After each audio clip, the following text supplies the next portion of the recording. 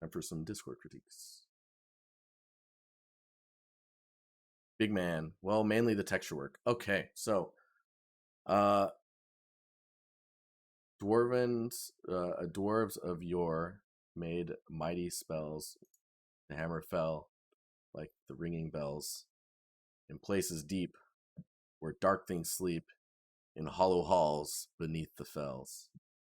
4K texture. Let's see the. Okay. So is this blood here? So whatever is on here right now, I don't know what this material is.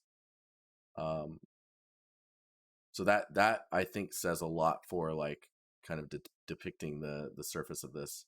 It looks like it's supposed to be a block of stone. Glowing crystal. It's supposed to be a glowing crystal. Is that what it is in the concept? Because I think so early on when you're working on your own art and you're pulling from concepts, without fully understanding how to bring. Now I kind of did a bit of myself here. Okay. Yeah, without understanding what you're gonna need to make the glowing crystal feel, it won't come off like that unless you understand what you need to do in order to make it glowing, right?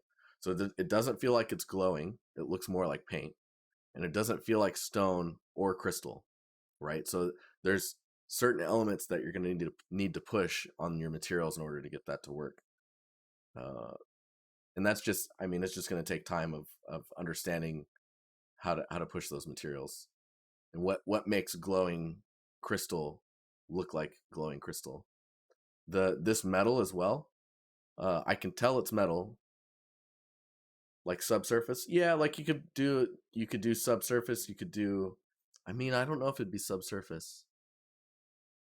It'd probably be some parallaxing effect that's inside of the crystal itself.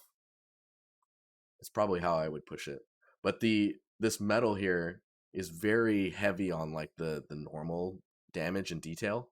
So watching out for how that's forming and how that looks. You got to be careful with that.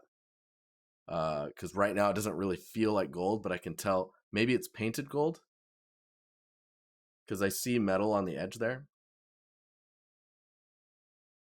This part of it, this rod, looks pretty good. It's supposed to be bronze. Okay, so if it is bronze, there's not going to be the metal on the edge either, right? That's why it's green. I see. I see. Yeah, that color on the edge just is throwing me off. Like it looks like that bronzish color, which doesn't really feel like bronze to me, color-wise. Wouldn't chip away, right? It would just become damaged. And it, yeah, and there's green down here, which is kind of like that oxidation, right? The patina effect that you get on the surface. Oh, I guess I can bring myself down here again, can't I? But yeah, it's just a matter, I think, of pushing your understanding of materials more as you go forward and understanding the logics. Yeah, bronze is not coated. Correct. I mean, you could have bronze and then it's coated with something, and then when the coating strips away, you get the bronze. Damaged worn copper is reddish bright. Yeah, see, I didn't even know that about copper, Balder. So just understanding your materials, I think, is where you can grow the most, because it looks like you've understood baking, you understand stamping of normal information, you understand how normals work. It's toning back the strength of those normals or like the noise and really understanding your materials. I tend to rush things, and I think this is one of the biggest factors as to why I don't push my models to the highest level I can achieve. Because with this one, I kind of rush the wear on the fold around the cube. Yeah, just ask yourself, get baked. Just ask yourself, how does this material behave when I want to do that detail? What does the material do when this happens? Right? And that'll answer a lot of your material questions.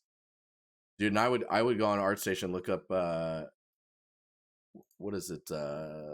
Jason Ord, right? Is that his name? Jason Ord. His material class. I mean, it's all free to everyone, man. Watch that. It's good stuff. All right, so for Leo, how you doing?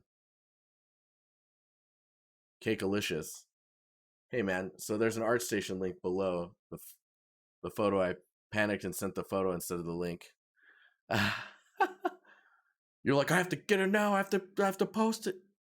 There you are. Okay. So it's your high poly. Very cool. Dude, look at those colors. Oh, I like the little spinning thing with all the cakes and stuff in it. You see that? Right here. Look at the little cloud poked in the cream. That's great.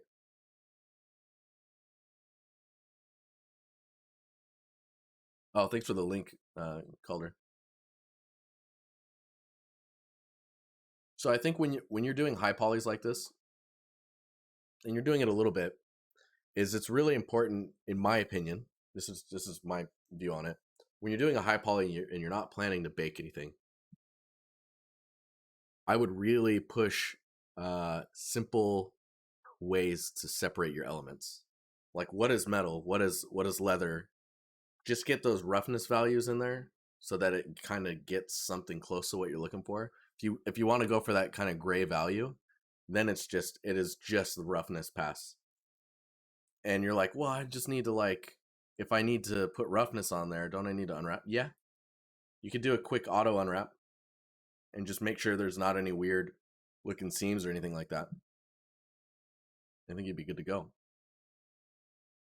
And the elements that are back here, this is quite interesting by comparison of this stuff in here.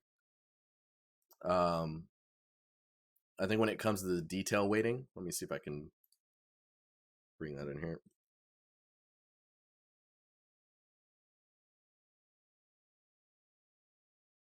So when I talk about detail weighting, we can just grab this and go that this here. What's going on here? What's happening? No. What are you doing? So there's some smaller details in here, right? And the frequency of the where bevels are at and the size of edges, and dude, those are mixers, aren't they? That's so cool. The size of details, how big an edge is, where the bevels are at, how wide those bevels are. Those need to be consistent throughout the model. And a lot of the times when you see someone who's doing a really good high poly, it's just very consistent. And at least from what I can tell, let me see if I can bring this over here. Yeah, I need to, there we go. I can't tell if, because I don't have enough resolution, but I feel like there's some details that just don't match stylistically with how the bevels are in the inside area. Like in here, they're very cutesy kind of, even with like these elements here. And then out here, it's very like hard surface, real, you know. But yeah, just keep that in mind while you're moving on that stuff, and try to think about the logics of everything while you're doing things. Like, is one of these pipes like fuel? Is one of them AC? Like, what are these guys doing? Where do these go? Where do those connect, right? And understanding why they're connecting to where they are. Like the fact that this connects here and here. Let me check here. This is Blender. Okay, so you're using the cable plugin then, right?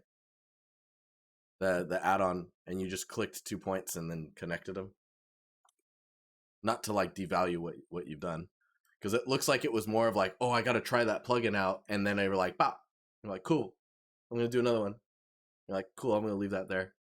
Whereas like thinking about the logics behind why it's there will make it so much better. If it looks like it's connecting to things that make sense, then it's gonna just be stronger overall. Bang on a mirror on it. Yeah, just looks good. Nailed it. Ship it. Ah, super cool though. Hopefully that was helpful. All right, what do we got here, Tyler? I'm scared clicking these links blindly. I might have to open a tab on the... That is a fast moving camera. Hang on here. So it starts... Remember not to start from a stop, because you'll see all of the acceleration. Have it linear in its movement. That'll go a long ways. There's some elements in here where like the edges are really sharp. Just getting bevels on those, or mapping like a normal decal on the edge of that will help a lot. Hey, a bicycle, nice. Yeah, being careful of like how strong normals are, and really trying to depict the surfaces. Like this garbage bag looks like it burnt and it melted a little bit, and then it like cooled off, right? So like that type of normal information is depicting a different thanks, Mug. Dude, feel free to link it in chat, man. But it's depicting something that maybe you don't want it to depict, right? All of these materials kind of have the same normal information going on them, so it's like being careful with what's made out of what and how they're interacting with each other, and trying to understand how they're different from each other as well. That's kind of how you get away from the look of, oh, that's 3D geometry, you know? I kind of wish I could look at a roughness view of this.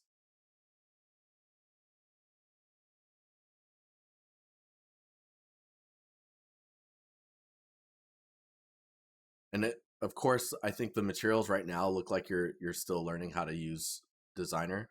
You've got like the bases down, or like the basics, and then it's just really how do we push these materials to look as real as possible. And again, with the logics, like you see the pipes, and like, where are those pipes going? What do they do? Why do they turn? Usually when they turn, they're turning to go somewhere, or they turn to get out of the way of something and then continue. Designer's what you're focusing on right now. Nice. But yeah, and then pipes don't usually bend too much. Like that one's that's pretty heavily bent.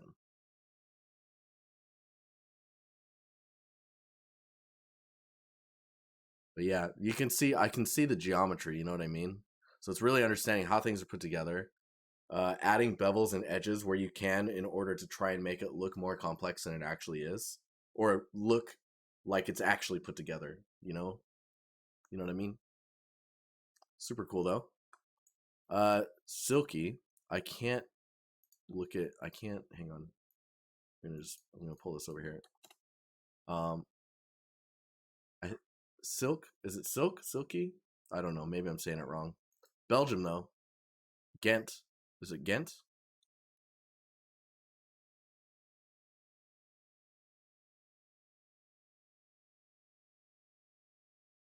So I can't critique all of your stuff. I can't critique your entire portfolio, but I can look at your most recent one. How do you post your portfolio for review? That is a great question. There is a Notion page. Let me get that up here. So we have a Notion page where you can sign up, and right now it says it's closed. There are not very many. We go all the way until August of 2021. Let's open it, and then yeah. Give me a second here. You guys can enjoy all of this while I'm getting this solved. So when I open this form, just give me a second here. Resume collecting. Okay. All right. So the form is open. If you go here and type in review, exclamation mark review, there's a link. Go there, fill out the form. I will get you into a time slot, but you won't get a review until sometime post August. Just as an FYI. So I'm gonna say your name wrong. So Vander Smissen. Pleasure to meet you. This is pretty cool. There's some nice stuff in here. A lot of work went into this for sure. Having a few practice rounds creating environments in Unreal Engine, mostly using Megascans and assets I downloaded online. I decided it was time for a bigger project. This time making everything myself. I would remove that entire first line of usually using Megascans and assets you've downloaded online. Mainly because when I read that, it makes me think that these aren't yours until I read further. So these aren't actually, this part isn't part of your posts, really. So you could just say, I decided it was time for a bigger project, this time making everything myself, and then bam, good to go. And just to be clear, it's okay to use Megascans and it's okay to use downloaded assets. It's just you don't want to like paint the picture too early for people that don't understand what's going on. Are those giant apples? Those are really big apples. They're a little large. I think those are apples. Pumpkin apples. They might be a bit big. So stylized and scale. Watch out for that, but at the same time they're cool. I like the idea of maybe adding some normals onto them and just calling them pumpkin apples. Those are great. That's a great idea. Look at that shot though. It's super powerful. I would say this is like this shot here. It's just really it's about getting that scene to separate further. Like you've got some fog that's going on down here, some atmosphere. It's just getting a little bit darker. Dude, look at those clouds. Oh my god, I'm in love. Yeah, let's just do this really fast. I'm just gonna be really messy about it. So sorry. I'm gonna mask out. I know I just masked that thing off wrong. It's cool. It's cool. Everything's fine. Don't worry, guys. Everything's fine. It's gonna be okay. Be okay. Oh god. Is it? Is it gonna be okay? I think so. Ugh. Let's just, yeah. There we go. I'm gonna just paste that. Cool. All right. Let's do that.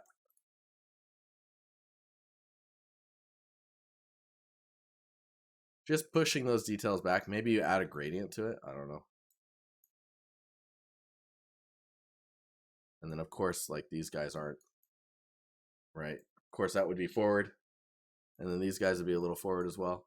But I think you get the idea of like pushing the separation. Maybe this needs to be lighter.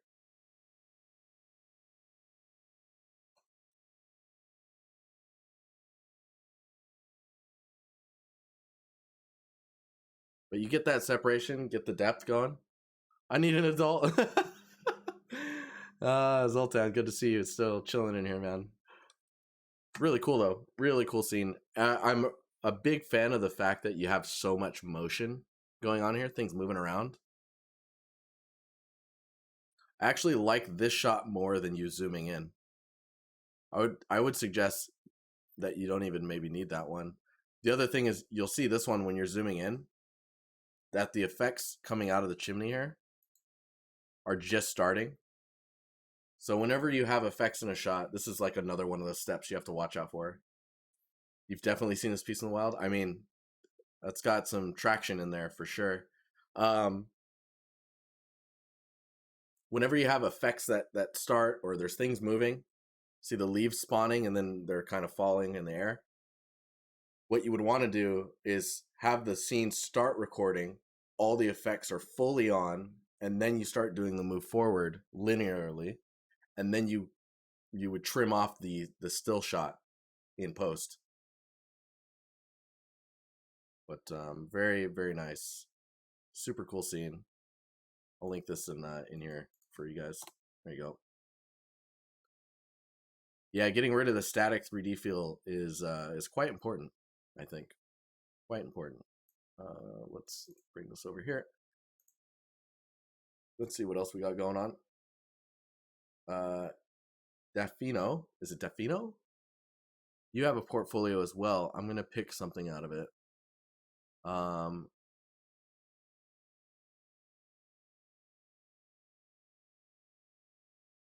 Chef-tastic, Buffet Blast. What is going on here? What is the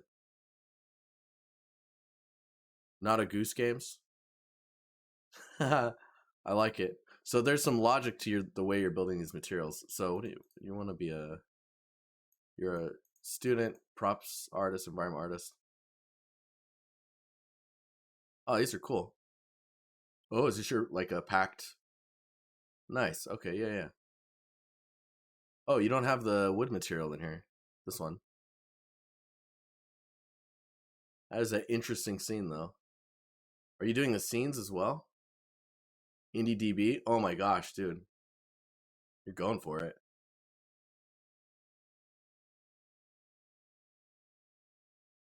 You pronounce it right first time.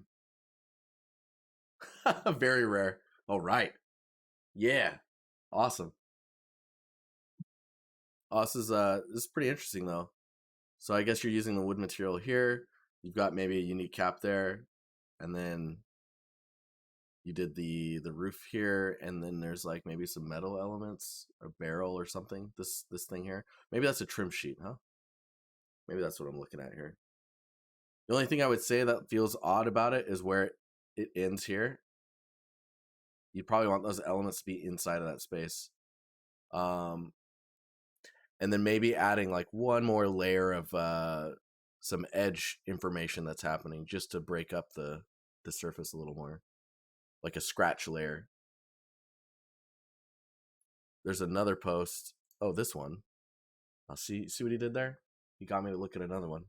Uh, oh man, this is so cool though. Yeah, that's awesome. I would say you just really need to be working on. Of course, there's the lines in the wood grain, but working on how the paint chips away, even if it's stylistic, it might be worth your time to like just push it a little bit further, so it doesn't look so generated, not procedural, but generated in that sense. Super cool. Let's bring that back over here. Oh wow, we've got all. Hang on here. Okay, just close that. Man, that's gorgeous. That's gorgeous. Give it a like as well. Where are we at here? Zach. Good old Zach. Is it Beckard or Beckard? We got some here. No, my internet's like, nah, man, sorry. I don't care if you've got 400 up and 400 down. It's not happening. Oh, I'm getting some Resident Evil vibes from that. Just that floor there. It's Beachard. Nice. All right, Zach Beachard. I'm so glad you like it. Hey, it looks great. Oh, that looked really good. This here. So I like the amount of storytelling going on here. This shot feels a little dark. These elements are a little dark as well. I bet in the albedo, maybe they're just too dark. You can see in the wallpaper as well. Like I know you're trying to show the terror and all that stuff, but the contrast between these two, this is probably too white for PBR. It's like too bright of a color. Man, some creepy vibes going on here though. Oh, that's a cool table.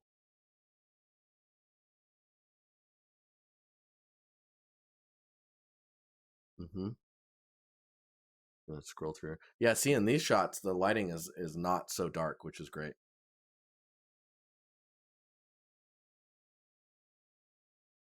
It's charred, like charred, like you charred something. I I'm failing. This feels nice. Uh, the only thing I would comment on with this one is it really feels like they're extruded out, right? Whereas like if you made the base of it just a little bit wider, it would have that edge. It just doesn't feel as modeled in that sense. Ooh. That's a nice effect. Is that just alpha? Well, this hallway feels odd to me. So think about like when you build a hallway and how narrow they are. Look at references of hallways, especially if it's a specific time period, and understand how wide doors and how tall they are, where they meet the ceiling, and like just what the space is overall. That'll go a long way. Some nice props here. It's definitely you're suffering a little bit from the light balance, and maybe like these wires are a little thin. And just being able to see the image clearly, you know. Ooh, that is some res. Let's go. Yeah, you can see in your histogram it's quite dark. If I turn it up, let's just see. I want to see what information is there. So there is quite a bit of information. You didn't blow out anything. So if we turn this up, let's dupe it first. Turn this up, and the value of this, you maybe avoid being that.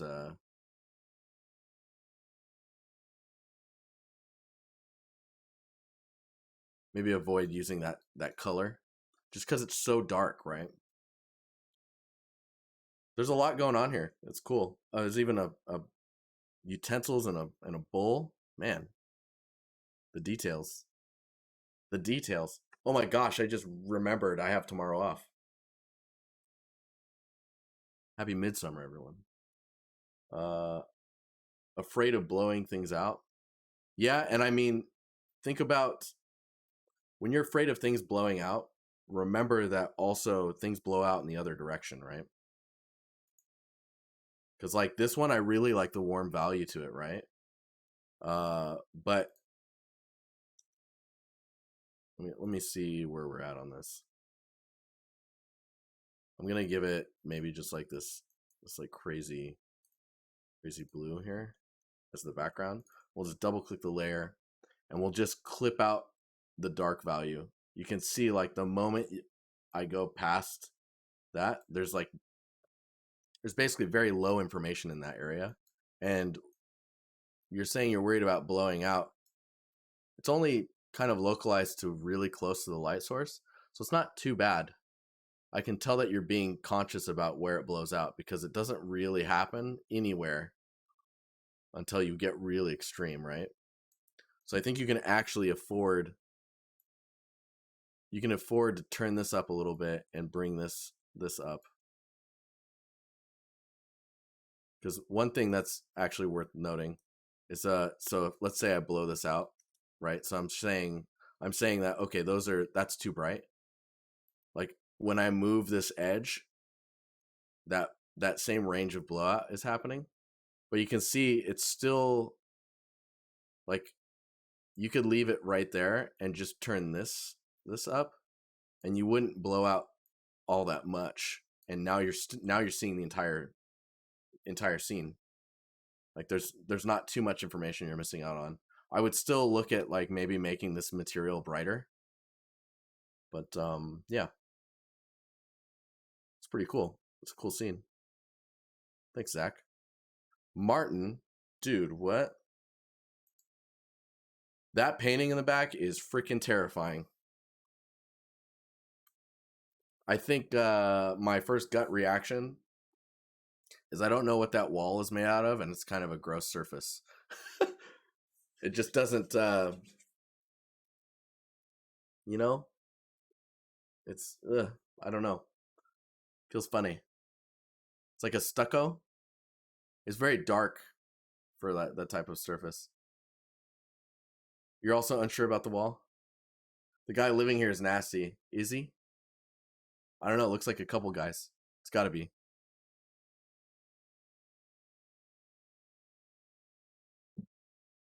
Is this baked lighting, by the way, Martin? Or is this real time?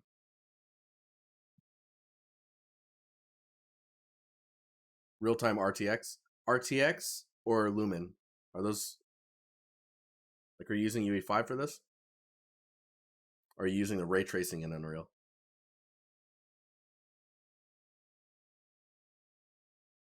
Lumen. Okay. So This is great. I'm glad that it was Lumen because it's time to highlight this thing. So you can see the splotchiness. It's like a yeah. There's this kind of like splotchiness. You can call them like fireflies, right? So they're basically the resolution of Lumen is just a little low. With that dark stucco, man. Well, it's not very. Oh, dude, I love this. Oh my god, that painting. I love this stuff. That's cool. I think it's the contrast of the details inside of the stucco. If it was more of a consistent value or a consistent color, it'd be okay. But this kind of firefly effect or stippling or dotting of the lumen light, you can get away from that by making a GI or like a emissive card or plane and just putting it in that back room back here where you can't see, like over here or somewhere, and then just scaling it up and giving it more opportunities to fill the room. But yeah, other than that, I feel like that bookshelf needs some stuff in it. Maybe not too many things because there's so much detail happening on this table. But yeah, and that painting, dude, is freaking terrifying. I wonder if I could grab a sample of this wall and just let me try something.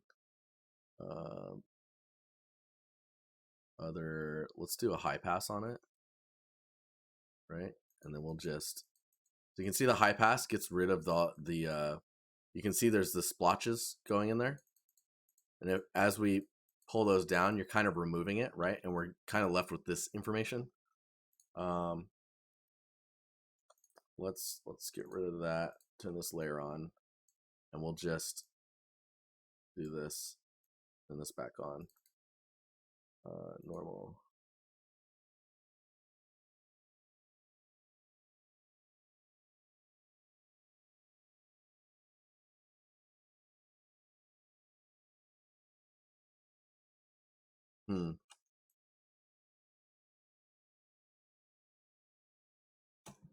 Yeah, I don't know. The mask on that. So we're losing a lot of information here, of course, but I think like evening out that information and smoothing it, I think that'll help a ton.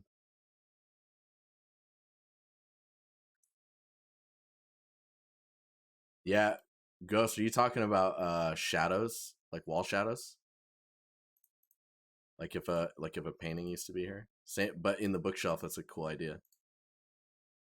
You could do something like this, right? You could do this as a decal.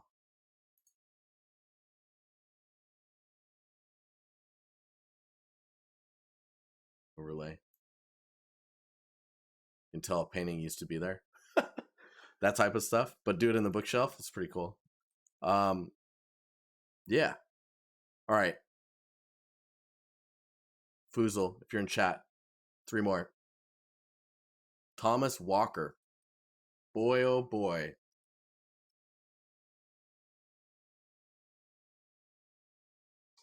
Boy, oh boy.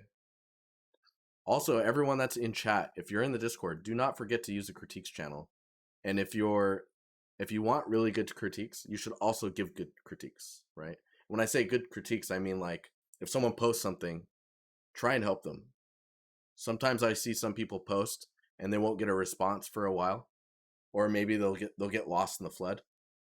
Just scroll back and, find someone who hasn't gotten feedback yet. Give them some love. We're all trying to get better. But this scene, this is pretty cool.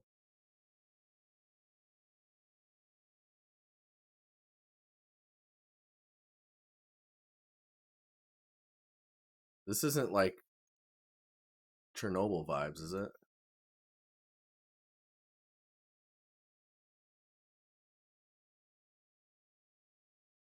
Hey, dude. So just looking for general feedback, checking if it's going in the good direction, if anything is looking out of place. Is this you, Thomas? The red lady control room.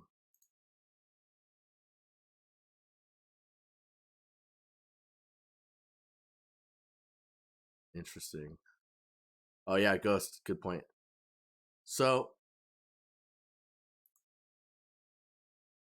this one's pretty evenly lit. Of course, there's the light direction, and then I think the colors start to pop in a way where it's like, oh, is that too saturated? It's hard to tell, right? This one, I really like this one because you get the light from outside. It's quite warm, but then there's this other lighting that's happening that's really cool in temperature. This one's nice as well. I like this one. Um, I think where you've blurred it out here, I think focusing here and blurring the stuff in the background out will probably look more interesting. But this one, there's something about the way that the color is so warm with the paint or the surfaces that are here that cooler light brings some really nice differences to the scene. And you've got the warm stuff going on here, which is it's great.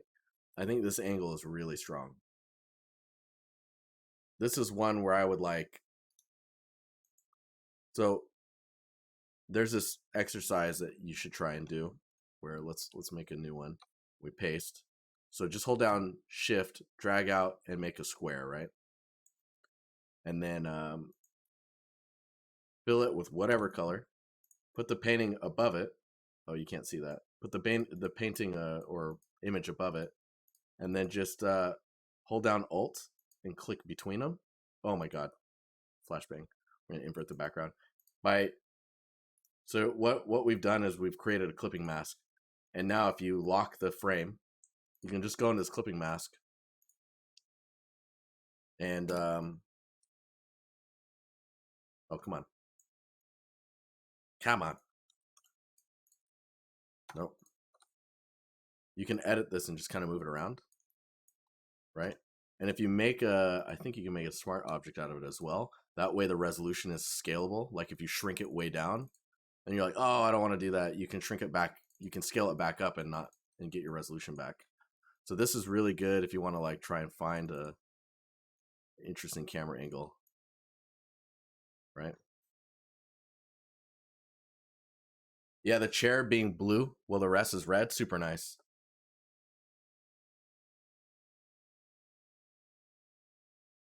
You have that shot as well. I mean, what else could you?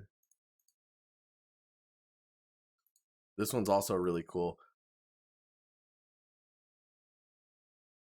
See, and the cool thing is once you've done that, you can bring it under it and that'll become another layer like that. And you can hide this one and just go to this one. We'll just convert this to a smart object as well.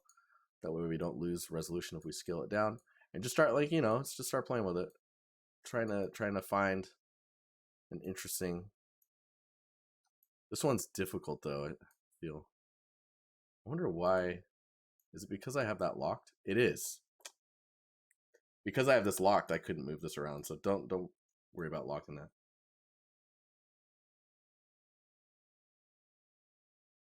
Yeah, this one's super strong. Framing that chair. Oh man. Yeah. Anywho, it's a very strong scene, and I think this shot specifically is the strongest one.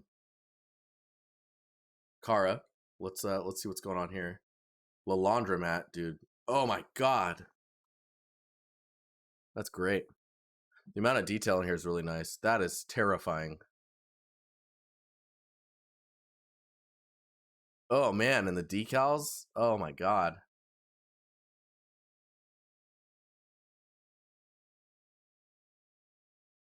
Oh, Ghost, that is a great call with adding lights. Just get the thing online. Get all the stuff flickering. Dude, this is cracking. This looks great. I'm digging this. I think the thing that's sticking out to me right now is the quality of the floor feels a little low res compared to everything else, or just like soft, as well as the laundromat doors here feel like they need like a sharpened edge a little bit.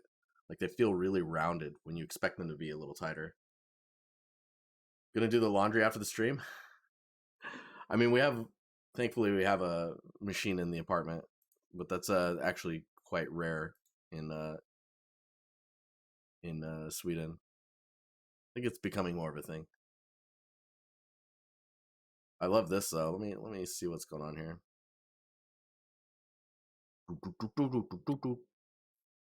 Can't help it. You see it, you can't help it.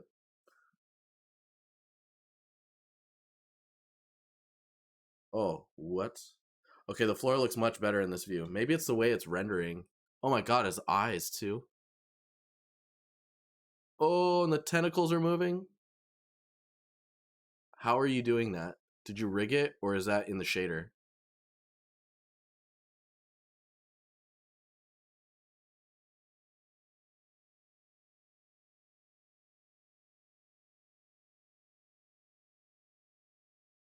Out of order. You were thinking about moving to Sweden, then you heard about the laundry system? It's where passive-aggressive notes were born. This is really cool, though. I was going to say the head is really still. And I want to see the head kind of just, you know, a little wobbly. Not too heavy, just enough to... The eyes blinking, that's such a nice effect. You rigged it, it was a bit of an afterthought. So it wasn't as efficient as it could have been. So like what I was saying earlier, you could do like a wind effect, right? And then just vertex paint where you want the wind to occur. And then really control the way it moves. And then it'll kind of look like it's rigged without having to actually rig it. You can get away with that, I think. But very nice, very well done. That alien sticker too, man. I like it. I don't have too much to say on it. There's a nice touch on all the details. I think in this image though, the ground was really soft, but in the final video it was not. Yeah, man, that's sick. Really crunchy too. Jose, is it Dimatera? Dimatera. Hello, yes, it's me, Jose. I just have a different name in Twitch. Hello. I'm looking mostly for general feedback and rendering tips as well going forward. Okay, so when I clicked your link, this is the first image I saw, and I was immediately confused at what I'm looking at. Like, what am I supposed to be looking at, right? This entire like table looks like it was coated in some type of a paint. So it's understanding the material type you're going for and getting material differences. Everything is very brown right now, right? Maybe going for handles that are of like a brass or a metal could be really helpful. And then making sure that like you can push how the materials are reading, right? You've got that mug there. Is this person always drinking coffee from the left side? If they are, maybe you should put a coaster there, or like have some like rings from previous mugs, right? But like getting a metal handle to these, metal knobs to these, maybe a little piece of paper in each one of these that has like different markers, telling that story, pushing those elements that just enrich the scene that you're looking at. Even though it's just a prop, right? This becomes a scene. This is a diorama, really, on the top here. Hey, Martin, thanks for that 7 months, by the way.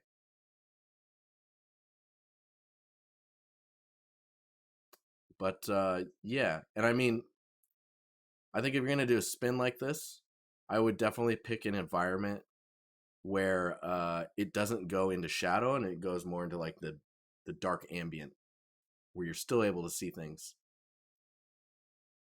Oh, let's look at the. I don't want to look at the. Yeah. Yeah, this is good. This is good. You might not need that bevel in there, but I would I would take a material pass on this, get some breakup going on in like what is made out of what. Yeah, see, like that looks like painted metal. I would just make this metal and kind of add some rust and little character to it. Maybe some scratches in areas where you grab regularly. Um, maybe a little bit of aging on the bottom going up.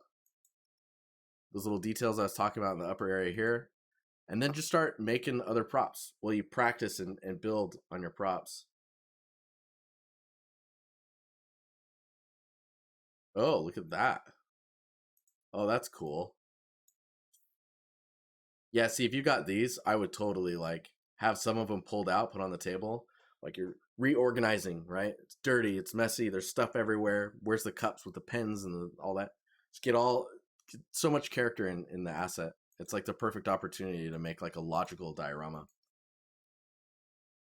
And it doesn't look like you've got ambient occlusion in there. Definitely get some ambient occlusion, even if you're in your albedo.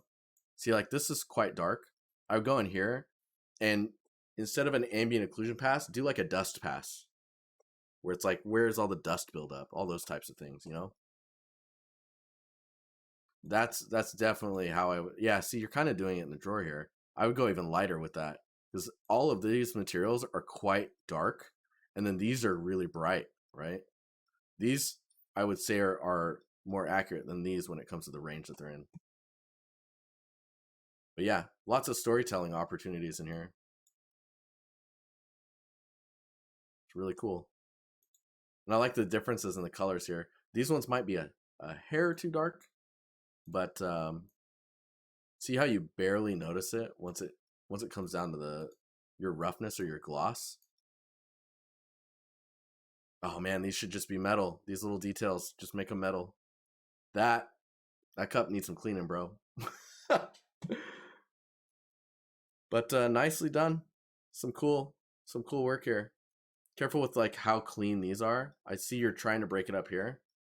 I would go even more and like this is where all that kind of wear would happen and then would just fade off unless it's above here where people grab and move their hands around and